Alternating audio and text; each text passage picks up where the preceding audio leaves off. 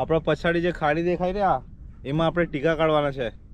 હમણાં પાણીની થોડુંક નીચે ઉતરે ને એટલે દર પેલી બધી દેખાય ટીકાની, એટલે આપણે ટીકા કાઢવાના છે. કેમ ટીકા કાઢીએ આપણે દેખાડીએ. હા એ ઠુલિયું એમાં ગરીમાં લખવાના છે.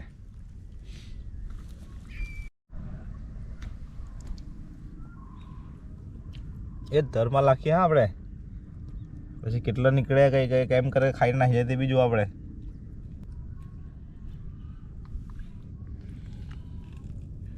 એ લાગે કઈ જોઈએ હા ખેંચીને આવ્યો છે. દેખ એવું આવ્યો ટીકો.